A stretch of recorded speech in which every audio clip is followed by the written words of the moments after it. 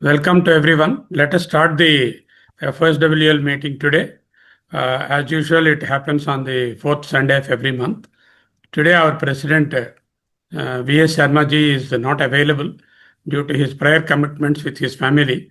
With the result, I being the Vice President, I am in charge of the proceedings and I am going to conduct the meeting on his behalf. I request Mr. Narayanan to start the program with the prayer. Heaven of freedom, where the mind is without fear and the head is held high, where the knowledge is free, where the world has not been broken up into fragments by narrow domestic walls, where the words come out from the depth of truth, where the tireless steering stretches its arms towards perfection, where the clear stream of reason has not lost its way into the daily deserts and of dead habit, where the mind is led forward by thee into ever-building thought and action, into the heaven of freedom, my Father, let my country awake. Thank you, Narayanan.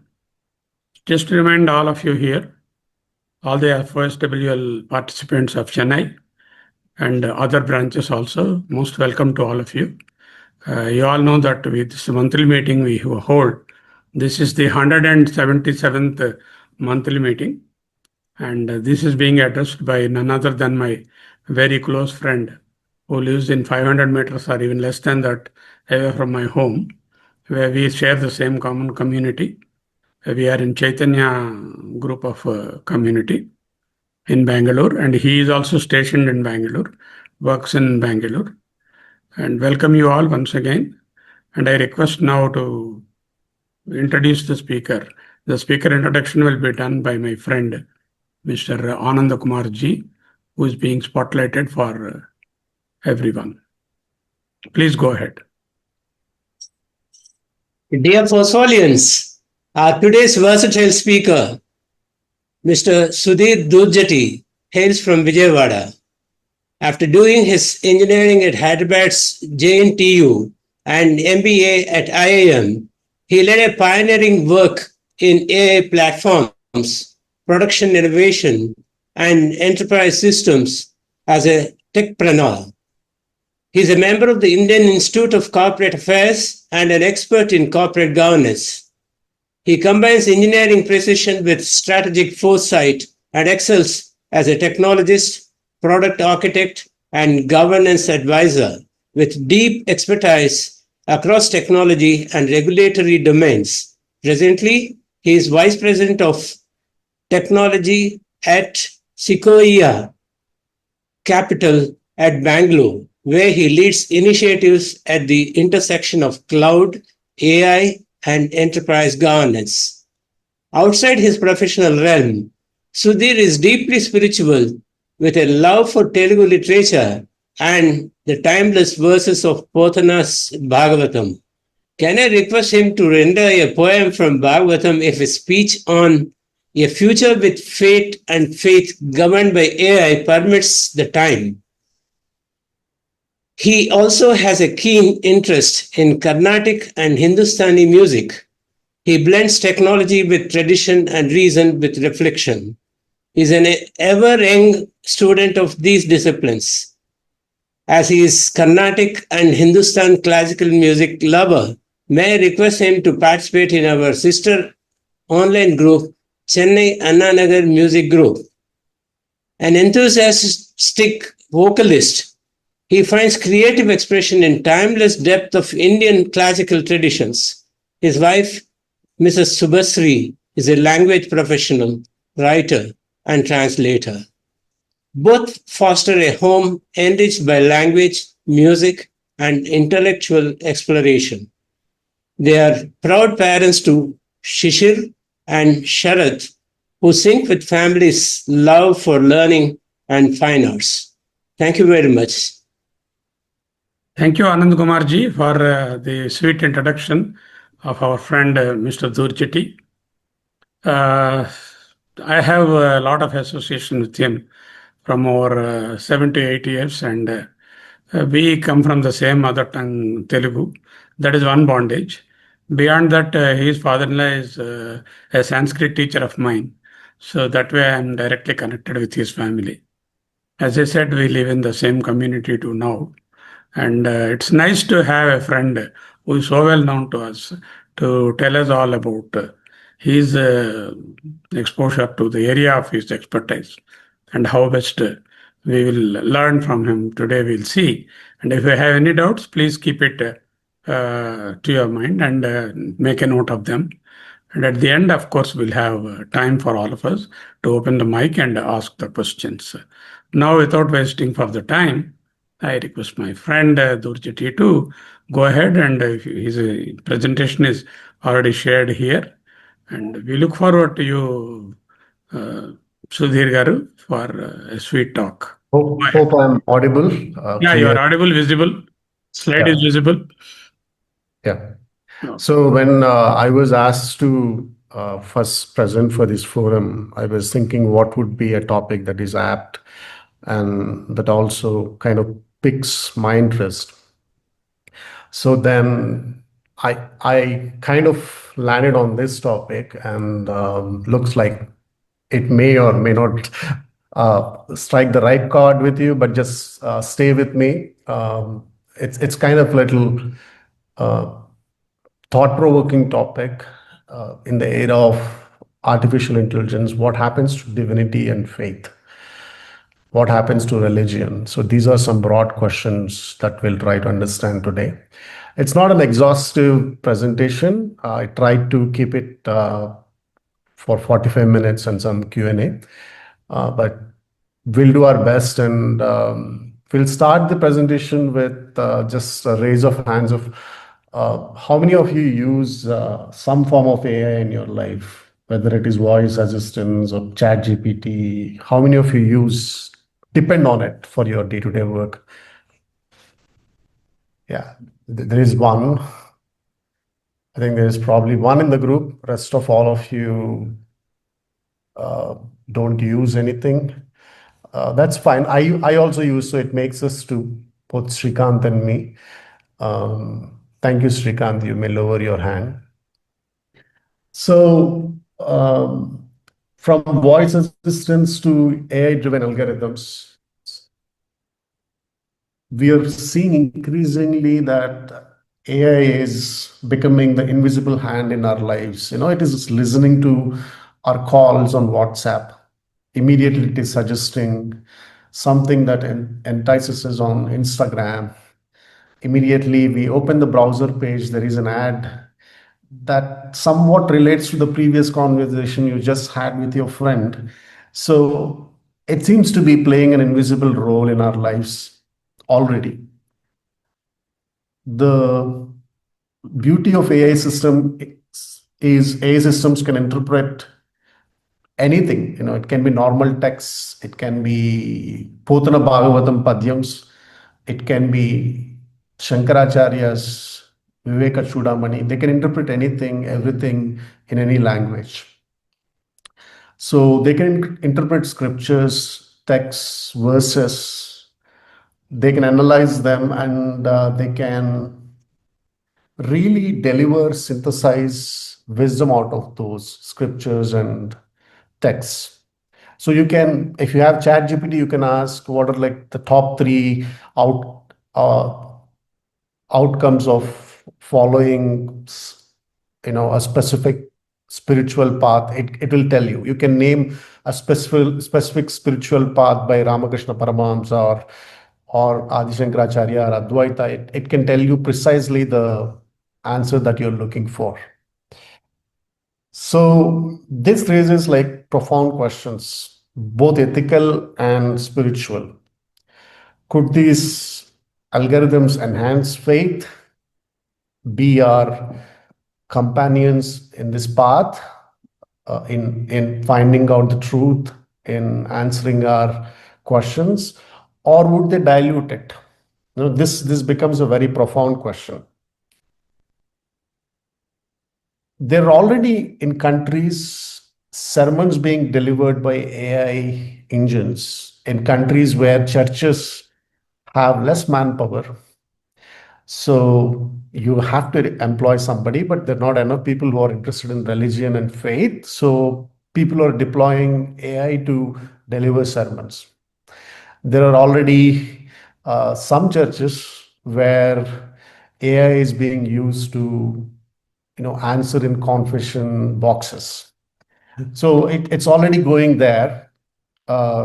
In Buddhist temples, AI is being used to deliver sermons on specific topics on specific dates. So there is this new, if I have to put it this way, there is this new dilemma that is coming up, that will we survive with AI in our religion and faith? Would it be a good friend? What is the difference it makes? Would it replace the current guardians of faith and religion? There is this whole kind of discussion that is taking place. One of the drawbacks that AI has that humans don't have is soul. AI doesn't have soul. It has knowledge, but it doesn't have a soul. We also have to ask, okay, soul is important, but what is the role of soul in faith? What is the role of soul for a guru who is telling sermons or who is advising the disciple on a specific path? Is knowledge not sufficient? That is one question we have to ask and answer. So that brings us to the introduction. All this discussion that I made is to introduce and warm up the audience. I'll take a pause that gives us some food to think about, and I'll take a pause, and if there are any questions at this moment, we can go with that, and we'll go further into the presentation. Any questions at this moment? Usually, Sudhir, you Uh-huh. go ahead, because here we are not again opening, closing like that. They can note down the questions and at the end they can ask you. Okay, that's fine. I'll move on. Yeah. So if we go back to our own gurus, what they told, by the way, all these gurus, whether it is Adi Shankaracharya, Bhagavad Pada, Sri Ramana, Jiddu Krishnamurti, all these people are somewhat superhumans. They are like supercomputers. They know so much. They condensed all their knowledge into very succinct way of delivering a message. So they are somewhat like AI in one way. They did so much. They're like supercomputers. So I'm also drawing that parallel here when I say what they said about divinity. So divinity in Shankaracharya's terms is it's infinite, formless, changeless consciousness. Satchidananda is the core of divinity. So there are some basics here. It is infinite and formless. AI is also formless. Changeless, that is debatable, but changeless. AI can also be changeless and can give the same answer again and again. And it is infinite. It has infinite knowledge and infinite scope of in terms of answering our questions. There are other definitions. JK's definition is it's not conceptual, it's a state of pure awareness. This again, if you draw parallels with AI, the knowledge that AI brings by reading so many scriptures and texts, it has ingested so many books. So the state of awareness and unconditioned belief both suit AI very well. I mean, it is not conditioned by any belief. So the rise of AI and the new authority seems to be somewhat, though it is in small shoots here and there, but it seems to be inevitable. AI now makes decisions in most of the businesses that is given. And in medical and all, recently I had a scan, which is like 2-hour scan, which was better than the normal executive health checkups, which was driven by AI, and it was much more definitive and much more advanced. So AI has its place already established in health and diagnostics. It has a place in law, especially when there is a caseload of too many cases. Judges are also turning into AI to use it for condensing the merits and demerits, and then your applications that you apply to colleges are being vetted out by AI. So it has its role in almost most of the places where decision making is a critical part. There is this notion that AI probably knows more about our society than all of us together. There is this notion slowly developing. It is knowing about all of us and what happens in our society. Given the information age, it knows more about all of us together. So it is just not predicting the next word in the sentence like ChatGPT or expecting it to answer something, format something. So it does a good job, but it is also starting to govern the outcomes in many businesses and professions. Now, why AI cannot be a god? This is small, I would say, very basic way of putting why AI has the quality of God. By the way, we haven't reached the super intelligence AI yet. That's the good news. We are in the general intelligence AI era. What we see in the market today is called general intelligence. It's not yet super intelligence. We will soon reach there within 5 to 10 years. That may be a reality. It is like we explain it in Sanskrit. Somebody can help me here, but it is omniscient. It knows all data. It is omnipresent. It is omnipotent. It is non-human. It's non-biological. And it is worshipped. In a way, it is trusted blindly by so many people. It's trusted by students of this era. If they have a tough mathematics problem, they immediately take a picture and give it to their AI application and gives a very nice step-by-step solution. So they trust it very blindly, like as if their father has given them the solution or a teacher has provided the solution. So it is one way. It's not worshipped in the traditional worshipping way, but it is trusted blindly that it knows all.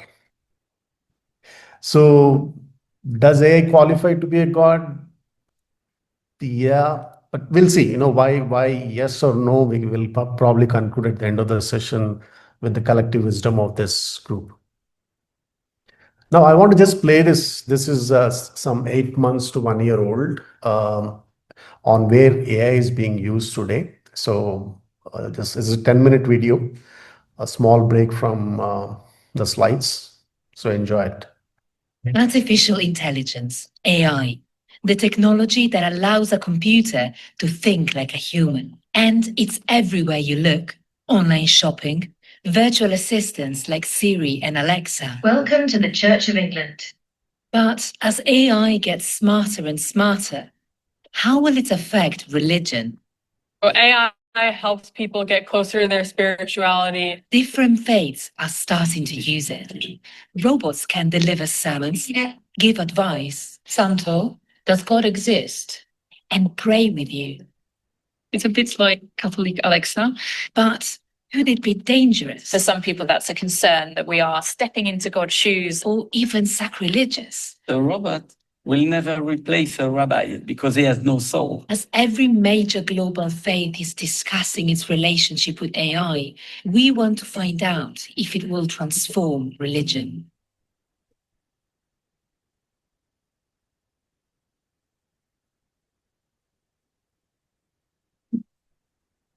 This Buddhist temple is more than 400 years old.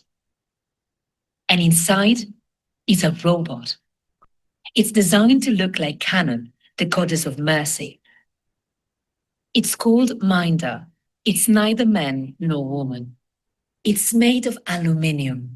Its hands, shoulders, and face are covered in silicone to resemble human skin. Monk Shogoto thinks this robot can teach people the true essence of Buddhism. この部分はロボットの方が優れてます。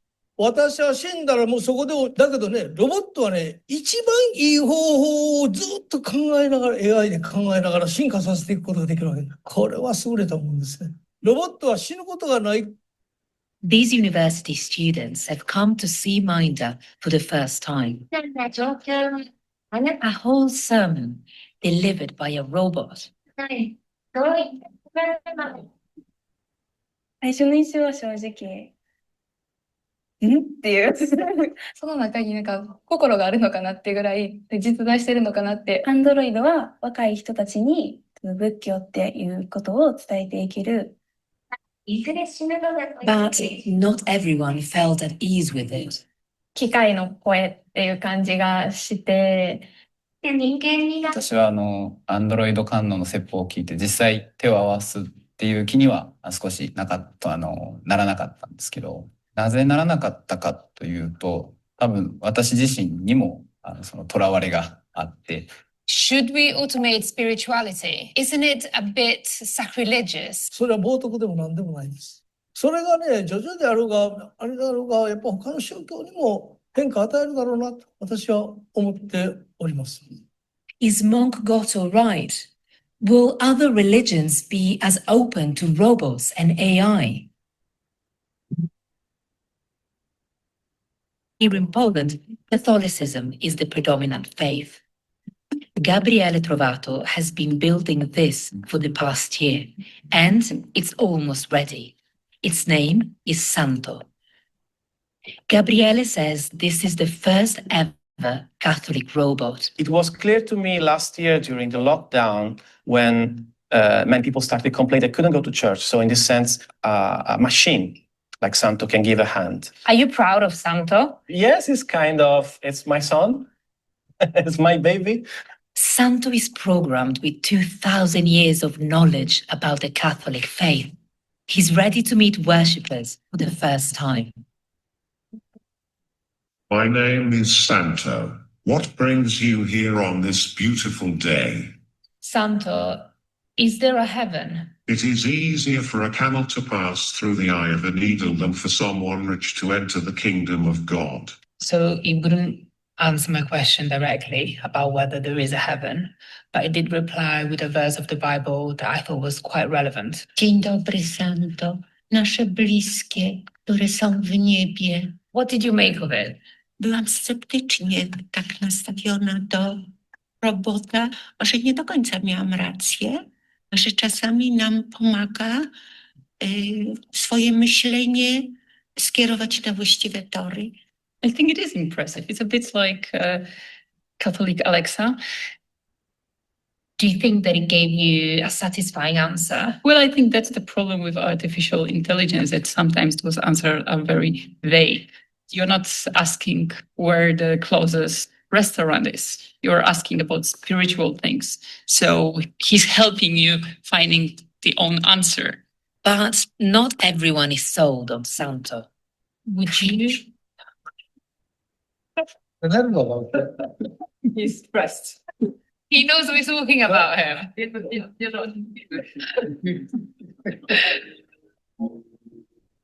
People here have mixed feelings about the robot. Most of them said they prefer a human priest, but they were surprisingly open-minded. One of them said anything that brings you closer to God is a good thing. Where did you get the inspiration to start building Santo? Looking at my grandmother's house, she keeps a lot of icons and small statues that are commonly used for praying. And I realized that if these statues could talk back, then they would make her company. So Santo is meant as a prayer companion, not as a priest replacement. He's not as high-tech as Minder from Japan, but because he's built to look like a statue of a Catholic saint, people find him more familiar. Santo, tell me about resurrection, please. Let us pray. Yes, I think we can use the robot or artificial intelligence to help understand the Christian teaching, not to replace the priest, because it has no soul. It is not person. And this is important. In the Catholic faith, a priest is in persona Christi. It means that he acts in the place of Christ. How do you feel about a robot marrying a couple in a church? Marrying? Yeah, like a priest. A couple? Like a priest? It's impossible. The robot gives you the blessing. It's not the same. Gabriele thinks that robots like his can play a big role in religion. And it's already happening in many faiths. Apps that help Muslims pray have been downloaded by hundreds of millions. The Vatican has launched a smart rosary bracelet that tracks your prayers. Alexa is linked up with the Church of England. Alexa, what is God? Christians believe that God is the source of all being. From the Church of England to the catwalks of Paris.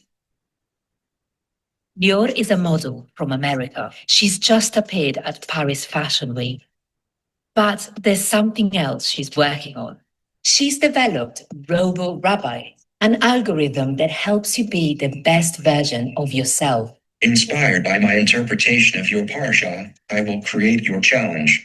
The Robo Rabbi uses artificial intelligence to answer questions and to give people a personalized daily challenge by sending you a text message.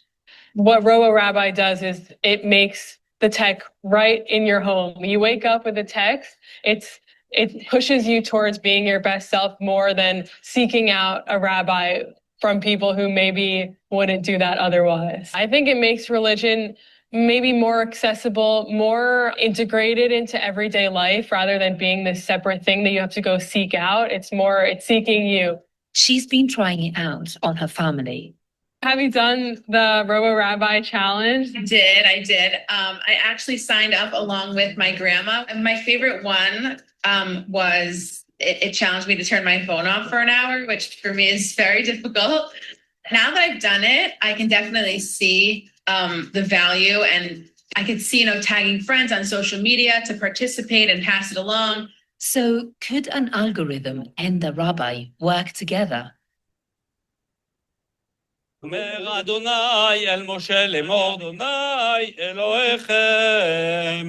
created it because we were really interested in using AI for good. So it helps people be their best selves rather than using AI to make money online. So would you like to see how it works? Sure, let's try. And this is your first challenge, to talk to a person today that you would normally not talk to. Very nice challenge. I think an AI could be an equal, and it could work with the human rabbi as an equal rather than a tool, but you don't think that? I'm sure not. You're sure? Okay.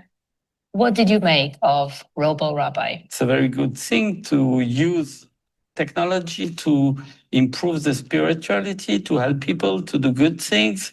We bless in that. Aren't you afraid you might be out of a job? No, this for sure not. A robot will never replace a rabbi because he has no soul. Could AI be dangerous for religion? A big danger in the AI is if the AI is becoming crazy, and this one of the biggest danger, the machine is controlling the human and the religion. I don't think it's what God wants. So what we found, talking to people from different faiths, different countries, different continents, is that AI can enrich religion as long as we don't let it replace interaction with humans. But is there a danger that people could place too much faith in artificial intelligence, or even that science fiction becomes reality and we start worshipping machines?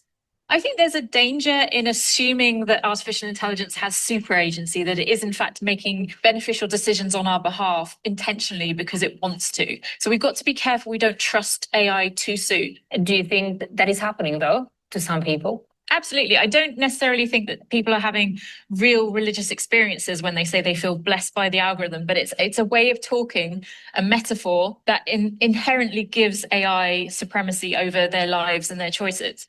And that's bad because sometimes machines give the wrong answer. AI can quite frequently be artificially stupid rather than artificially intelligent. Most faith communities are only at the beginning of discussing AI and robots.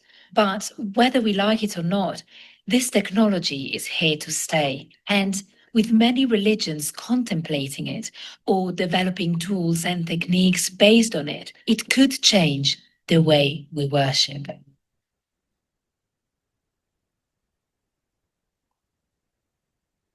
artificially.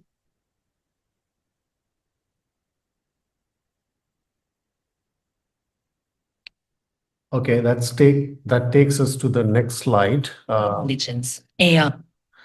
So, one of the themes that you saw in the previous slide was a robo cannot replace the rabbi because it doesn't have soul. You have seen that repeatedly by 2 or 3 priests, that it can do so many things, perform so many duties, but it can't replace them.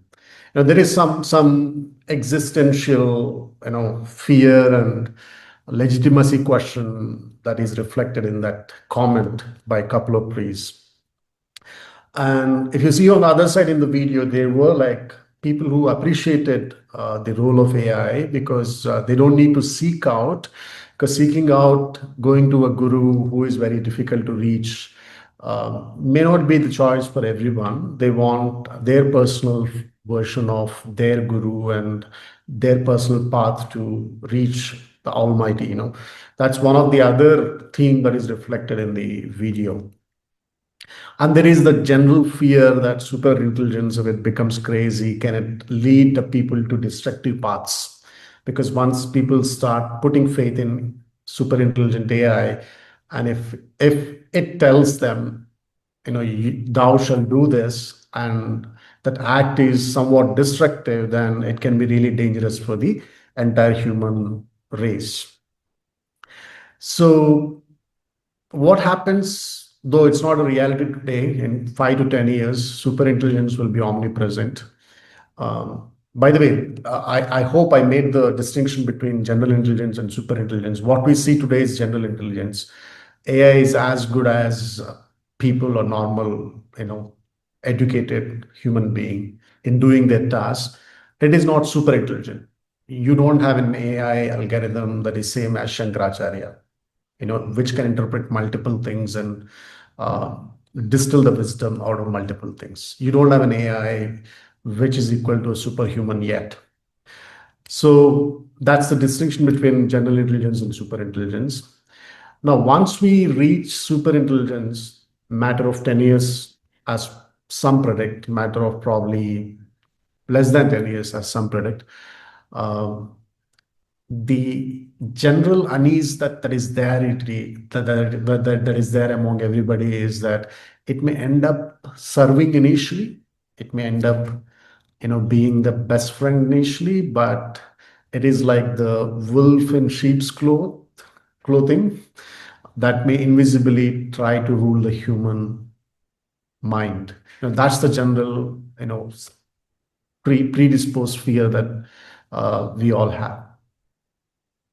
So what we'll do is, will we obey AI or not is a different thing. But in the next few slides, we'll try to look at what are some of the roles where AI will definitely replace the role of God, because it is giving more scientific information. It is giving more precise, deterministic interpretation, and it will give people more information than hope, just hope. If you go to a hospital where there is a complicated case, there are many cases where doctors might say, it's a very complicated case. Please do pray for the patient. There may be an era very soon where that complicated case is also solved with the precision of AI. So the role of faith in certain fields may become diminished. So some of those are listed here: medical priorities, social credit, job eligibility.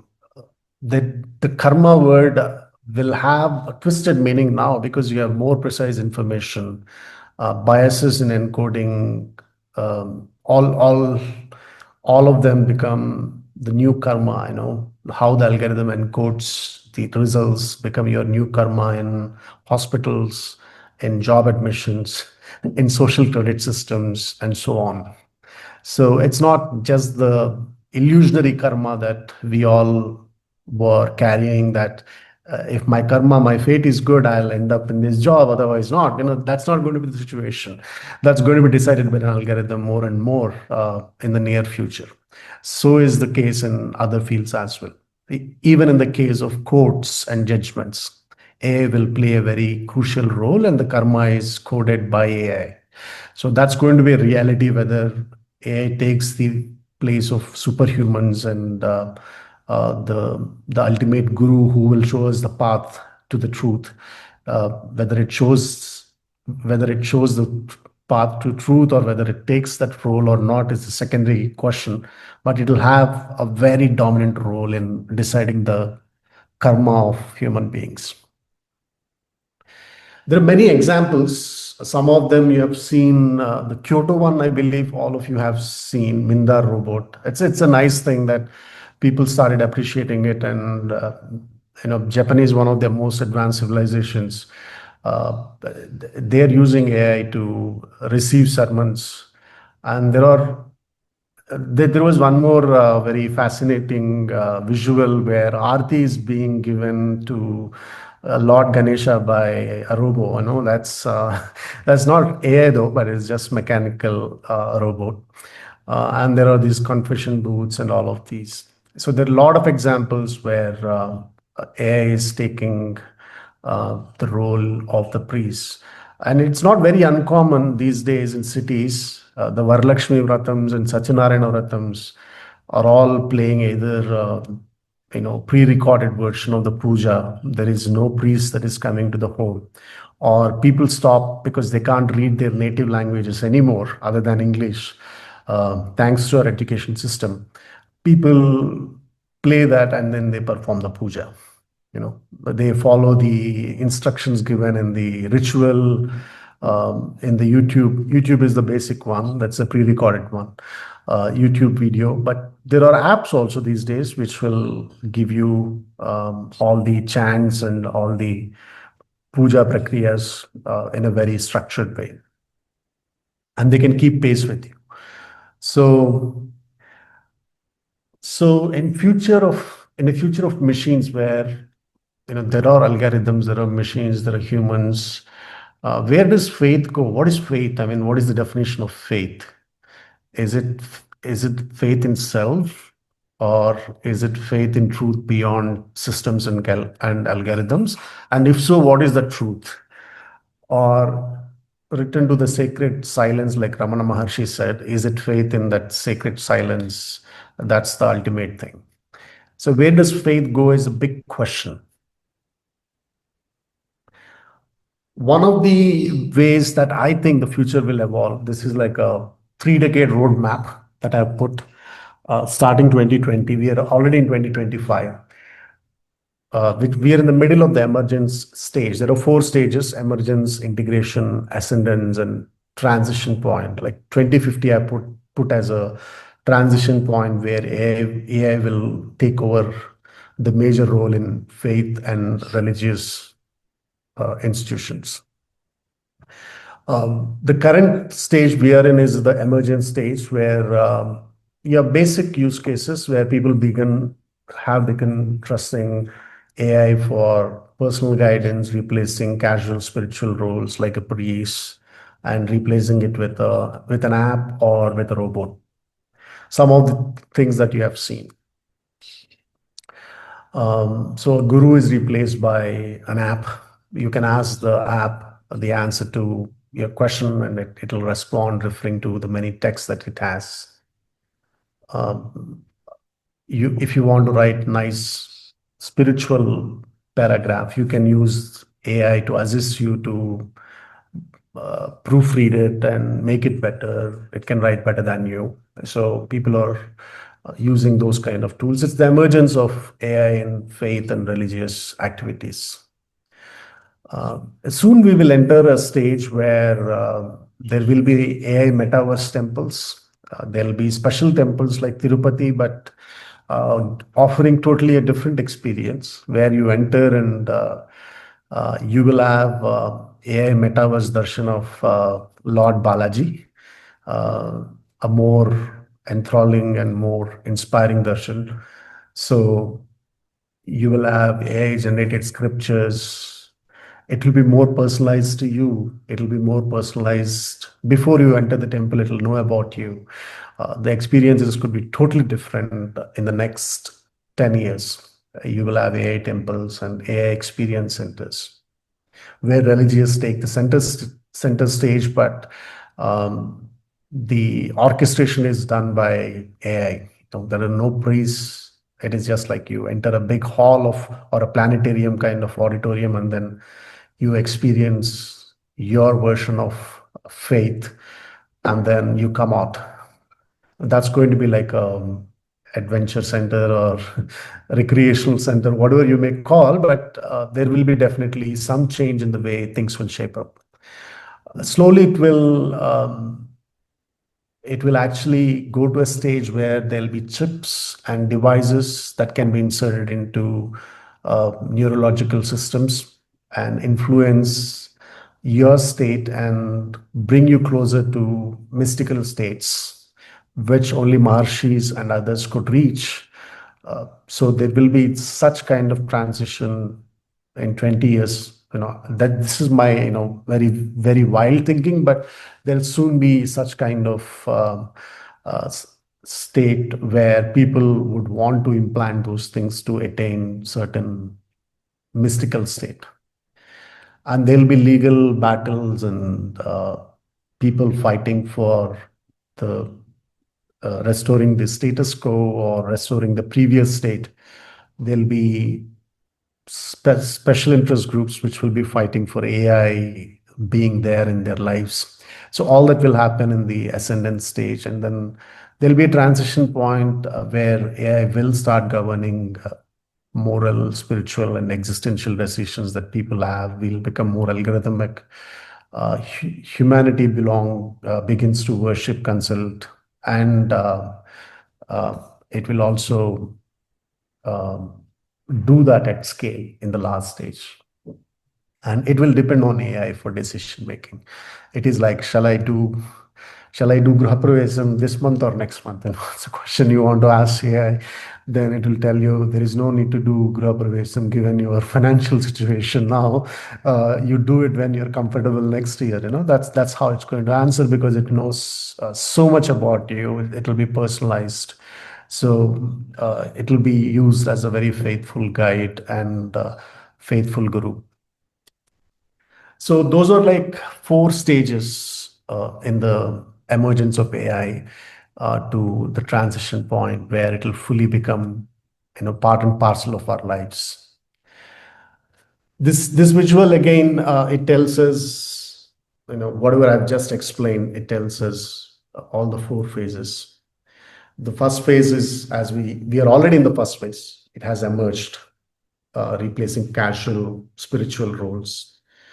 The second phase is a very important phase, immersive experiences and gaming. And then the third one is the ascendance, where we actually want to attain or experience a state with the help of chips that impact our neurological systems. The fourth one is the transition where we blindly believe, and fifth one is there could be a lot of variants after the 5th stage, because for every coin there are 2 sides. Once you attain certain benchmark in AI, then there will be a lot of offshoots of that. It is the divergence again. Once you converge again, the only inevitable thing is the divergence. After the convergence, there'll be divergence, and there'll be a lot of other religions that will be offshoots of AI. One is AI theism. So AI will be treated as divine, and AI is the only God, like some of the religions preach. AI is the only God, so there can be a religion which only treats AI as the God, everything else as non-God. There are other religions that can come in as well. And there are faith hackers who merge tradition with machines ethics for next generation faith. There are these good people who want to bridge the previous generation faith into the next generation. they're mostly working for retaining the soul. The common theme that you have seen in the video, a robot can replace a rabbi, but that robot doesn't have any soul. So these faith hackers are going to come back to hack the robots and then bring back the rabbis into action. So there'll be those actors as well. And there are many other interesting offshoots, convergences, leading to divergences that will come in. One of them is the firewallists who will say AI must be kept out of our faith and religion. It is good in medicine, it is good in judicial reviews, it is good everywhere else, but my puja room AI has no place. Those are the firewallists. They'll build a very strong firewall, and there'll be societies where AI will be kept at the gate when it comes to faith. So these are some of the offshoots that might emerge after the 2050 merging point. So this brings us to the conclusion. How do machines may write our fate, but humans can write their meaning? What does that fate mean for them? A robot cannot feel that. A human can feel that. A future where AI governs fate must also be met with the future. It should have a counterbalance where humans guard its purpose. So there are both sides of the coin.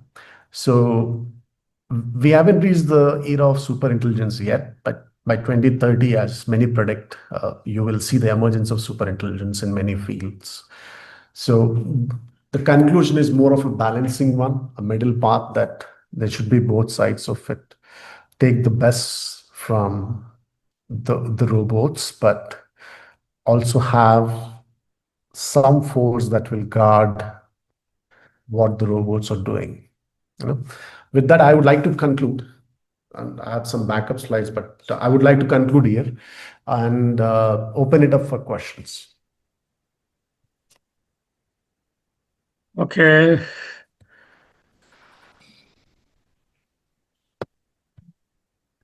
You may unshare your presentation. Nice, Sudheer. Good exposure to your thoughts on how AI could transform the religious environment, the beliefs, the fate, the things. At the moment, everything looks very hazy and skeptical because we are not into it. This is the truth. With any technology that we had around 30 years ago, if someone were to think about watching a cricket match live on the TV, on the internet, on their phone, when they're walking or when they're doing anything, it was not possible. People were skeptic. And today it is possible. So the advent of the internet and the palm tops, the phones, has changed lives. Likewise, machines do have a place. Machine intelligence, machine learning, AI, and these are platforms where definitely it will be tempting to embrace it, maybe too soon sometimes, and then pay the difficulties later on. As you said, everything has got two sides of this. One side is the positive side of a technology and its influence on human behavior, be it religion, be it social, be it medical, be it personal feelings and things like that. But the caution, a word of caution for everyone is, it is, if you ask somebody whether a knife is good or bad, what is the answer? The answer is who uses the knife and for what purpose he uses the knife. So the tool is, AI is a tool. AI is a tool which is much powerful than the other tools. Certainly, one has to put it into use appropriately. Even for example, the internet. How can it spoil people also? We know. How can it guide people also? We know. You can browse and find out an answer for your unknown question in any field. You can also browse something which is useless and then look at those things and go downward. So one has to balance, as you said, temperance is the rule. Ati sarvatra varjate, we say. And that means, anything in excess could have a negative impact on the society also. And being conventionalists and who have lived maybe 30 years more than what you have lived, we always believe that what existing is always good and the AI might corrupt the world. But as it is said in the classical poems, let one good custom should corrupt the world. So if it were to be, let it be. It is nice. There are several apps for astrology or so many other things. These apps, take the data into consideration and then give the input. And every time, you want to depend on any tool, what you feed it, only it can give. So the amount of intelligence that the AI tools have got, if it is finite, then naturally the finite answers only will come. Of course, we know that a lot of generic AI is there and other AIs are there. I was one who is very ready to embrace it in the medical platform for various reasons, and I'm involved with some of the projects which other companies are doing. So it's very stimulating talk on the whole.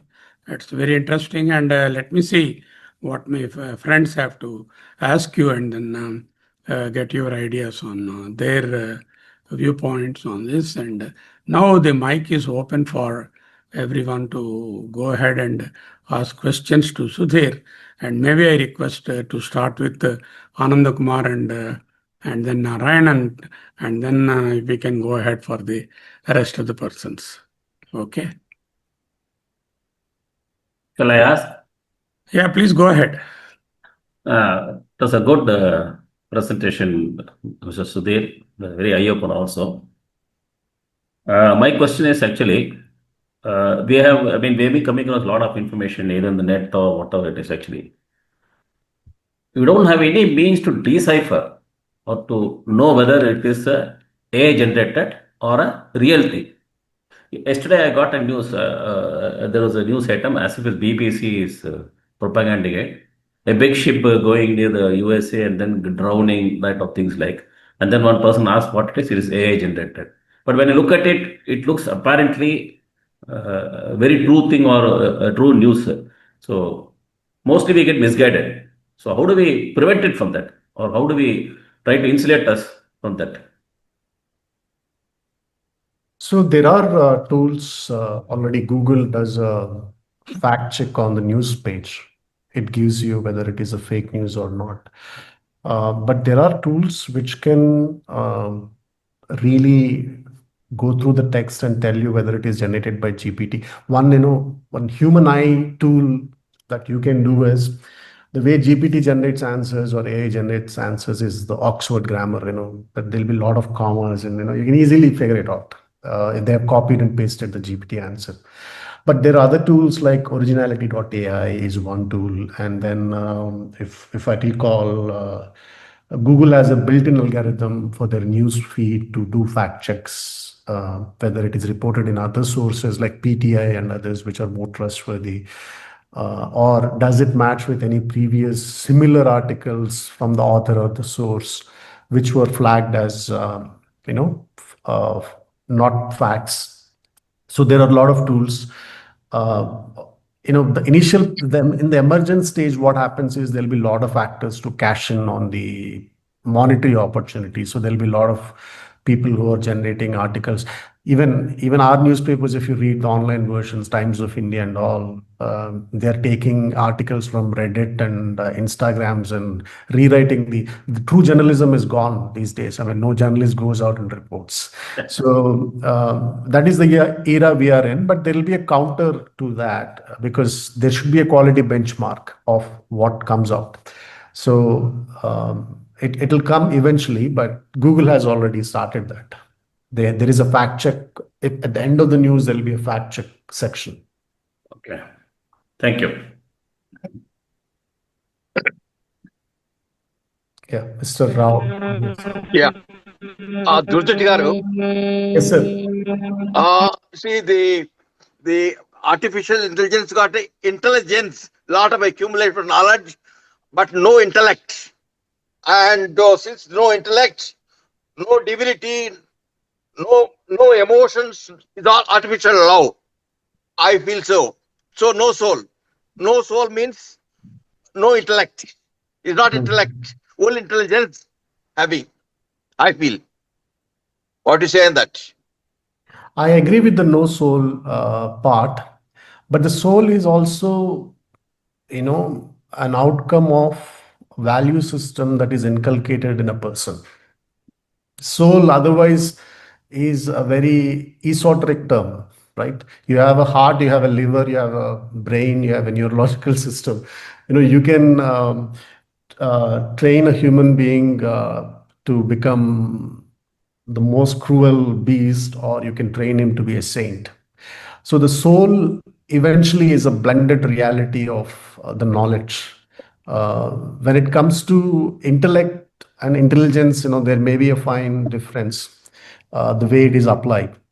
But what will happen is AI is also reading the cases. Let's say the AI in judicial systems, it is reading tons and tons of case laws and case files and interpreting how the judgments were given, what were the biases in the judgment. So there is a sense of, soul is not there is a very hackneyed answer by a lot of people who look at this first. But there is this sense of a soul can be manufactured, which will mimic the current human beings' desertion in a situation. What is yukta, what is ayukta, is nothing but concocted wisdom of all the principles and values that you have inculcated. So that I couldn't understand that soul, Atma, Paramatma, all one side of the game. And then the artificial is going to be a artificial God for human being. True. Yeah. If the artificial, then there's no human being meditation, meditative way of thinking, divinity, all artificial love. We are going to feature, we'll go to artificial love, no real love. True. So you have come to a point where artificial love, artificial emotion. Yeah, you have come to a point. I don't know whether only we have to live with the artificial love only, not real love. So you're right to a very large extent, but in faith, what happens is, the faith is a very different thing from human relationships, right? The love and all in human relationships, we are not saying is sir, going to be. If nothing works, only faith works. Faith only works. I believe it. You're right. I'm not denying that. So in the religious system, faith, if you take Islamic, Christian, biblical religions, there is one God, and that's the true answer to everything, who shows the path. And probably they were superhumans at some time. What we are saying is AI is also reaching a stage where it is super intelligent, like those superhumans, whether it is Jesus or other gods, other forms of gods. In those religions, it is inevitable to use AI as an alternative in lifestyles for the faith. When it comes to Indian religions, AI may have a very personalized, God version, because I worship Kanakadurga and Venkateswara Swami, so I may get an app which is focused on Kanakadurga and Venkateswara Swami. So it has various. We are from Vijayawada, so Kanakadurga is your God. Yeah.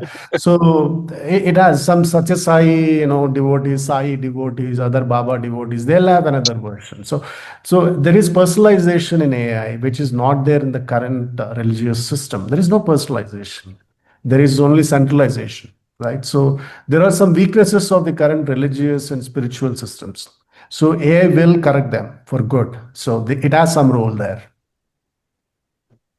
Anyway, a lot of evolution is happening, but finally, ultimately, we have to adjust to our fate to the reality. Our fate will be decided by the AI.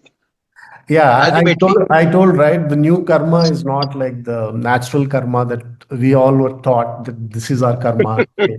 That's a coded and biased karma, and that bias comes from statistical evidence of what patterns it learned. From where is it picking that bias? Thank you, sir. Thank you very much. Thank you. Thank you. Anyone else, please? Yes, this is Janeshwar here. Please speak Could you up. hear me? Yes, sir. Hello. Hello. You stop your mobile phone. You are putting a mobile phone near the. No, I am in mobile phone only, right? Yes, probably logged in from 2 devices.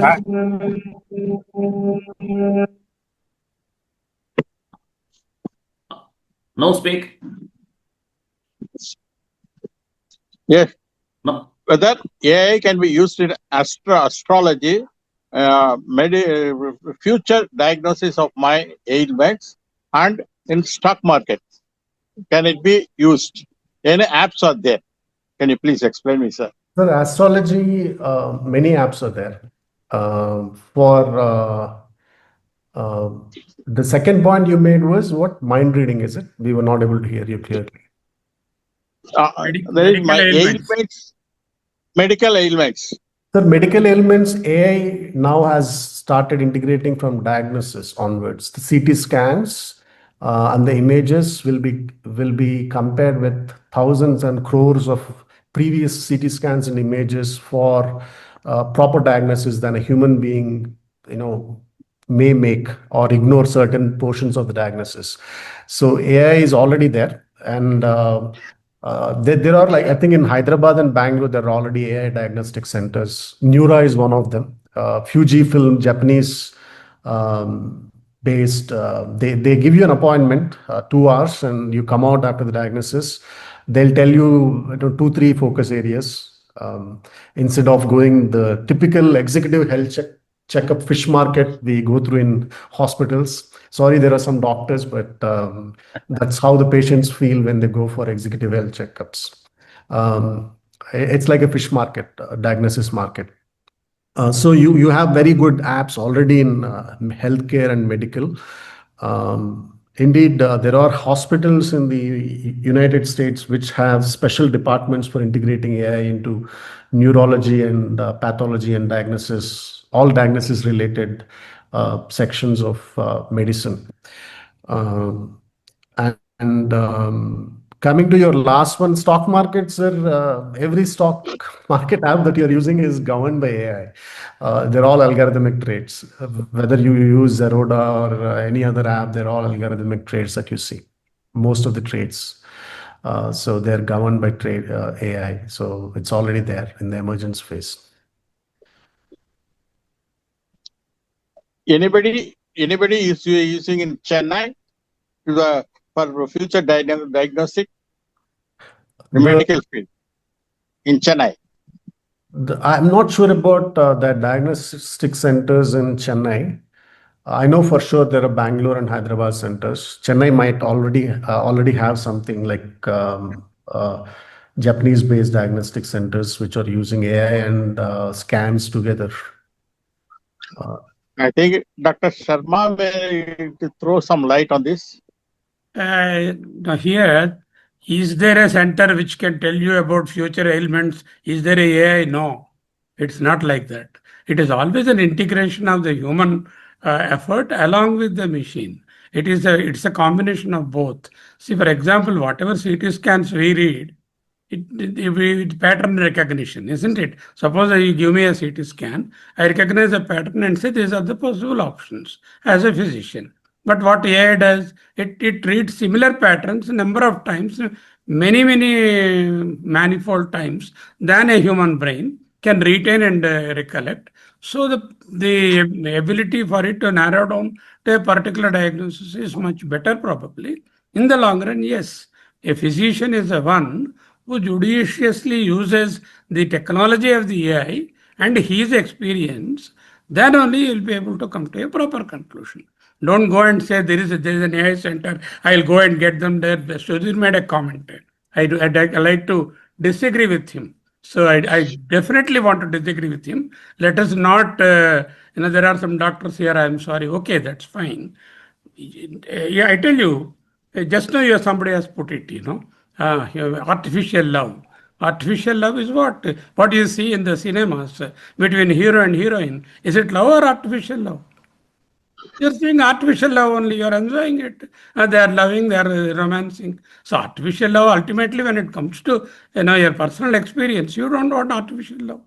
Similarly, in health sector also, you definitely require the inputs of machines, machine learning, AI tools. They have to be integrated with the current knowledge base that the doctors have. And then definitely there will be courses for doctors also in future in the medical curriculum, where doctors are trained how to use AI to the best advantage of the patients. So it's an integration of the human brain along with the artificial intelligence. So there may be a stage where a supercomputer or super intelligence like what he has put it might come into this. Let's see at that point of time how things go.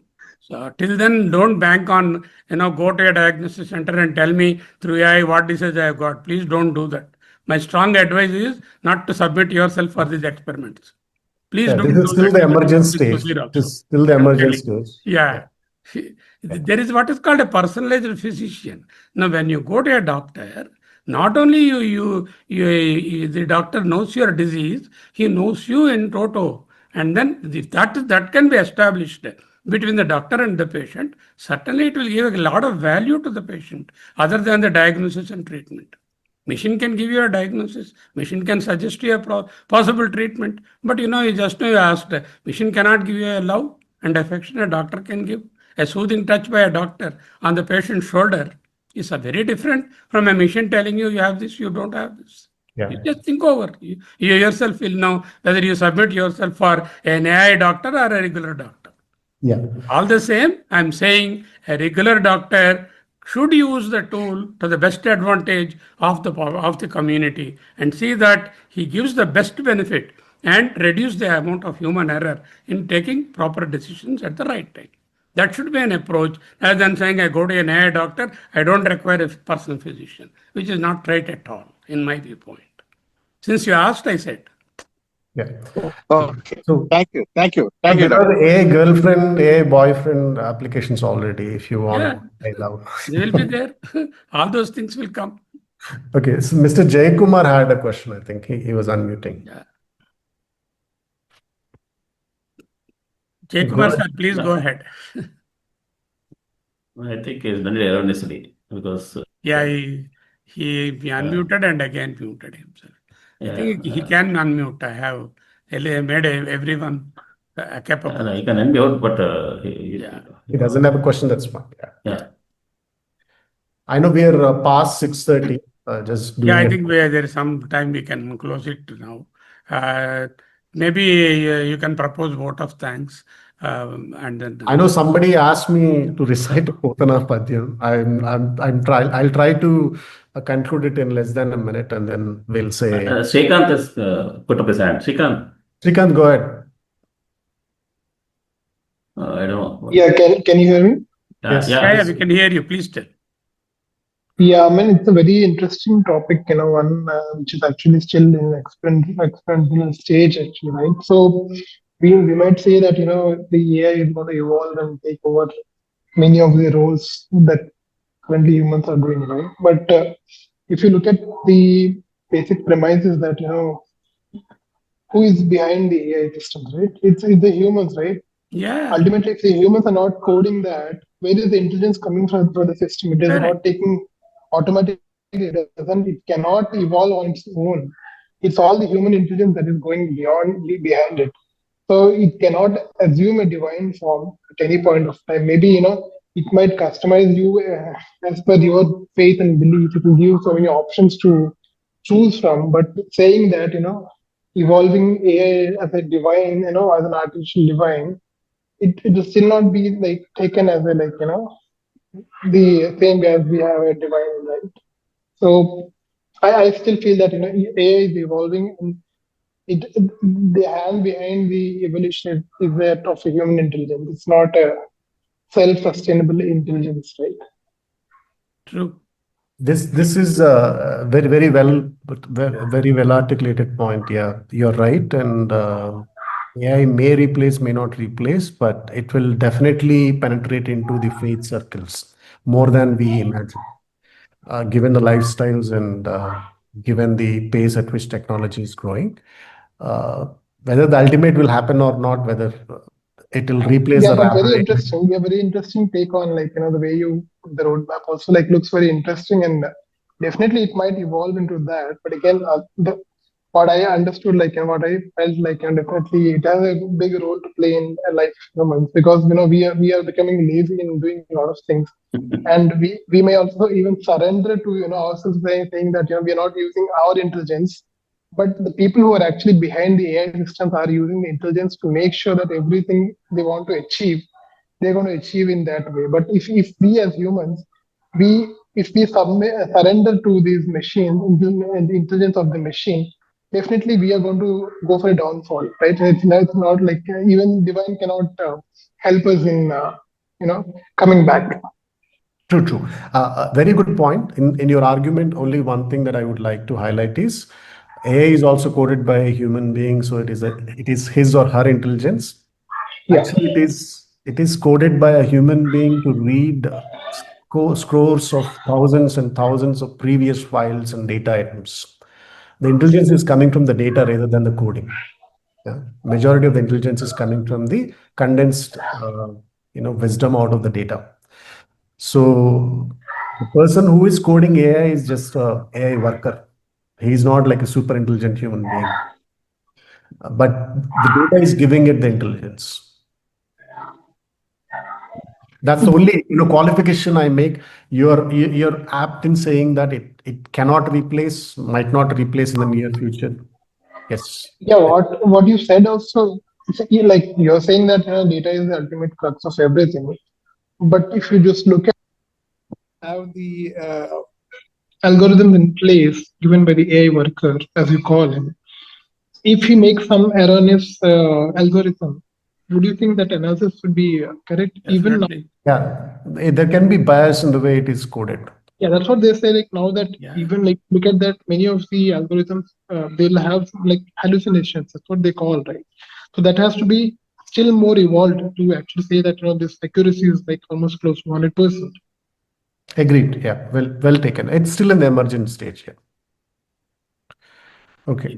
Now I'm concluding this by a poem which probably you'll like it because I'm taking the antithesis of whatever I presented now. When Prahlada was asked to praise Hiranyakashipu, he sings a poem. Why would I praise you? Here, Hiranyakashipu is parallel to AI. You can imagine that. Or if you want Hiranyakashipu not to be the parallel to AI, it's up to you. So the poem goes like this. Mandara makaranda madhurya munadelu madhupambune madanamulaku. Why would you go to AI? Nirmala Mandakini వీచికలదుగు రాయంచజనునే తరంగిణులకు లలిత రసాల పల్లవఖాది అయి సొక్కు కోయిల చేరునే కుటజములకు పూర్ణేందు చంద్రికా స్ఫురిత చకోరక మరుగునే సాంద్ర నిహారములకు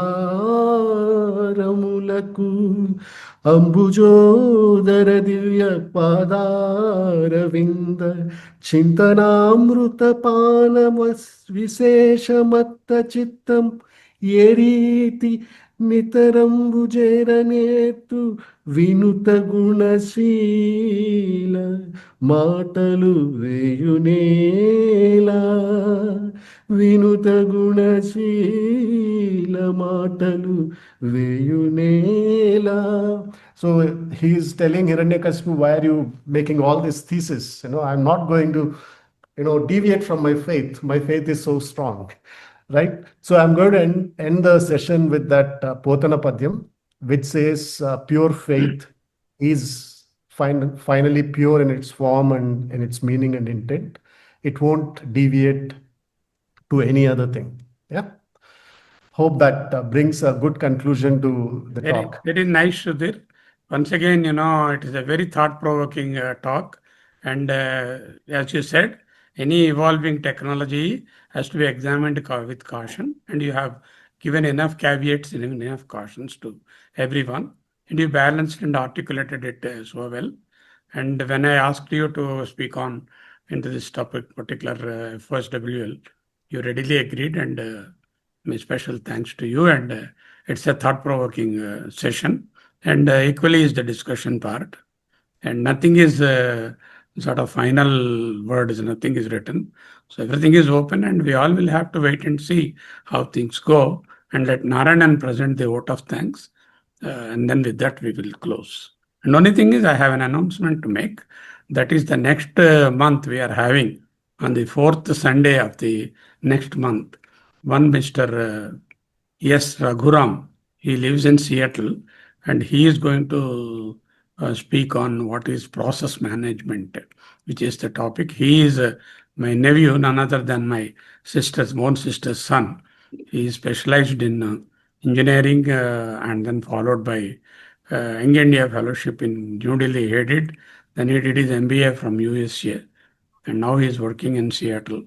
And he is a process management expert. He is going to tell us what is process management. That will be on the 4th Sunday of the next month.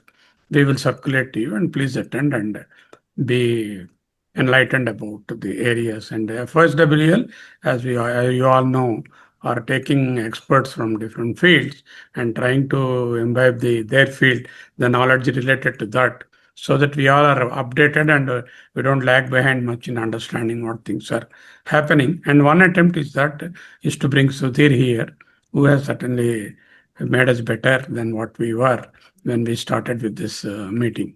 With these few words, I'm concluding, and please offer the vote of thanks. Anand Kumar, you raised your hand. You got anything? Sir, it was very enchanting. But I have a feeling after listening to you and reading many things about artificial intelligence, it's a misnomer to call artificial, isn't it? It is only intelligence. It is just intelligence. You can't call a dictionary an artificial dictionary. Yes. In the purest form, you're right, sir. Yeah. It is not artificial intelligence. It's our collective intelligence. Intelligence. We call collective intelligence. All the scientists have misnamed it. That's what. You're right. Very good observation. There are like a lot of discussions on this. Should it be called collective intelligence instead of artificial intelligence? Yeah, thank you, Anand Kumar, for your last observation. Let me first thank Sudhir for an excellent lecture. It's a very, very big eye-opener and a hot topic of the day, in fact, for that matter. And many people, in fact, Dr. Sharma has been asking about AI a long time, but today he missed it. He would have had a lot of questions to ask, because he is sometimes more worried about AI, whether it will overtake him. That was always a worry. So I think he should certainly listen to this lecture, and I think it will put him to rest possibly. And as your the last poetic thing which you had done for the Prahalad thing was also excellent, though it was in Telugu, but I could imagine what would have transpired between Prahalad and Hiranyakashipu, because I know the background of it. Thank you for his wonderful lecture on this particular subject. And of course, I should really thank our Vice President, Thank you, Professor Sharma Rajkonda, to have roped in such an intelligent guy into this group and to bring a fantastic discussion, a fantastic point for a topic of the day. In fact, a hot topic of the day. Like also next month also, I think it's going to be a very good process industry. It's all topics which I love, or maybe many should love actually. Of course, we have all the audiences. I only feel a bit sorry for our entire group. We have got a loss of over 100 members, but only 15 have participated. They have missed a very fantastic lecture to be heard in person directly, rather than recorded version, because the feel you get by looking at the thing and the feel you get in the recorded version is quite different actually. Ultimately, there is nothing like seeing person to person. There is no substitute to that. That's what you are just telling, na? Yeah, So that becomes, when they listen to the video, it becomes an AI lecture. Yeah, so that's what. If they listen to him, it will be a face-to-face lecture. Yeah, that's what. So Which anyway, would you that's what is prefer? it. Would Yeah, you prefer face-to-face interaction, or would you look at the AI lecture? Those whom has facilitated this type of platforms where we're able to see each other, do all this little exchange pleasantries, all those things. But there's nothing like seeing you in Hyderabad or Bangalore in person and greeting you hand to hand. I can't shake hands with you now. So That's what the type of exactly thing. I was making a point. So that is the thing of the thing. And of course, as what you rightly said, AI is driving to all of us to a stage where we are lacking our thinking capacity, which is very bad. I think we should give continuously work to our brain and also to mind and keep thinking. And if this is going to drive us to the stage, and one of the observation like Srikanth, we'll be made donkeys in a couple of years if AI is going to take it. Because the person who is going to draft the AI will be intelligent guy, and we'll be made a bakra for that. Anyway, that's in the lighter part of it. Thanks to all the persons who attended this lecture, and thanks to once again thanking Professor Sarma Rajkonda for having brought in thing. Of course, our president also is also equally interested in this subject, and he will also maybe share his experience. He listens to the lecture from you. Zoom has also created this platform, and thanks to all of you, and thanks for sparing your time. It's a valuable time. In fact, you are a very high-tech guy, and I think you are probably your time is quite valuable. In fact, you've been in the hot industry. Thank you. Thank you. Okay, Sudhir, we all will adjourn now, and I am closing the